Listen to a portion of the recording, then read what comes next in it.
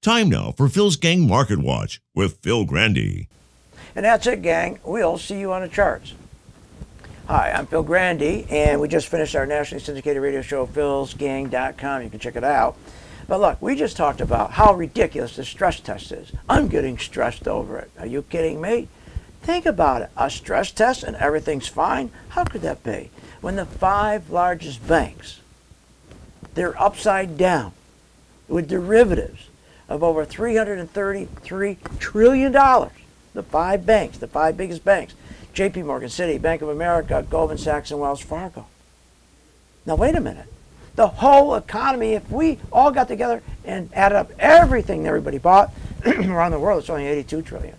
Are you nuts? So what'd they do? Just like they did everything else. They changed the accounting rules. They took and shifted all those derivatives off their balance sheet over to the Federal Reserve. Then they pushed them over to the Treasury, which is us. Boy, how nice that is. Oh, somebody else did that. Enron, they're in jail. Oh, wait a minute. Geithner, he goes and becomes Treasury Secretary because he did it. You nuts, this is crazy stuff. So these banks are broke. But they're, again, taking these derivatives and shifting them off balance sheet. Just like they're doing with their homes, their housing mortgages. They're doing all of this. So we have a market that's going straight up since October, 27%, all based on a fake wealth effect.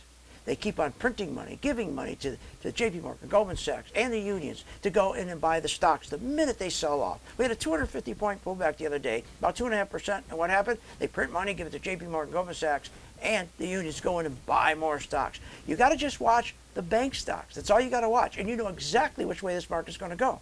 I told my gang members yesterday, right before I went on the radio show, I said, watch XLF the banks. And we're going to be able to see what these guys are going to do. The FOMC meeting, I turned around and said, if they don't say there's going to be a QE3, they're going to be disappointed.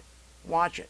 Boy, were they disappointed. And that's when they came out, JP Morgan, and said, oops, I'm sorry, it was supposed to be Thursday, Friday, supposed to do this? Then right after that, Bernanke says, well, I might as well report all the other stress tests. They're all terrific, and they're all going to add to their dividends. And people swallowed it, and it kept going up. Let me tell you, we're going to have one of the biggest corrections ever. One of the biggest corrections ever. We're going to start out with maybe a little 1.5 to 15%, but it's going to happen, believe me, because we have all the signs, and everybody's ignoring these warning signs. We have, and I'll give you a few, we have the worst earnings season that we've had in a long time. Terrible earnings season. That's one. We also have terrible low volume. We have high complacency in the VIX. Take a look at it. High complacency. And we also have, if you think about it, low turnover. And we have liquidity drying up. We can see that right after the rally we had with that big announcement, JP Morgan.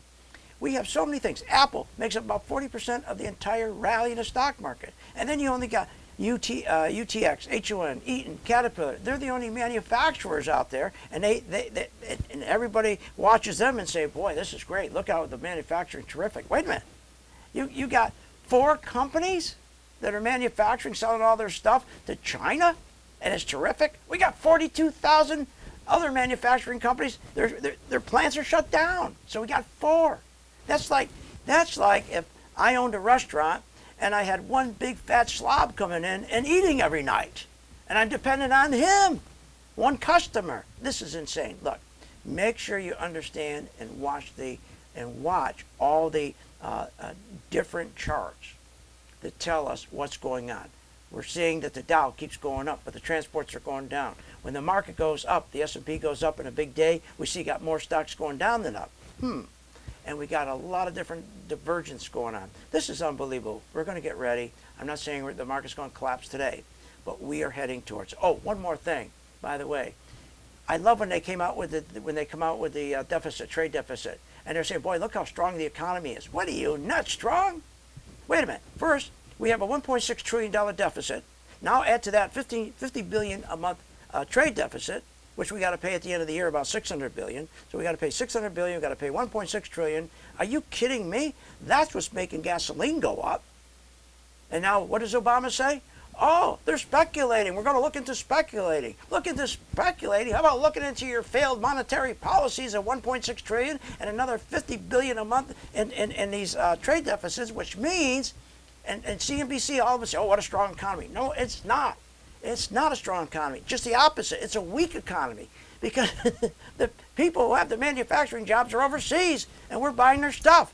We should be having the manufacturing jobs and sell it to ourselves and them. So how can CNBC continue to come on every morning? Becky, who's the doorstay of our generation on CNBC, come on and say, "Oh, look how strong the economy is. Look, oh man, look at the deficit." Well, excuse me. We have Motel 6 jobs, and they have manufacturing jobs. So it should be the opposite. They're strong, we weak, and doorstay gets up there, Becky, and say, "Oh, how strong it is." Give me a break. What are you, nuts? Hey, more next week.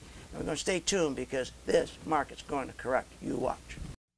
For more information on Phil's Gang, please go to philsgang.com or give him a call at 877-600-GANG. That's 877-600-4264.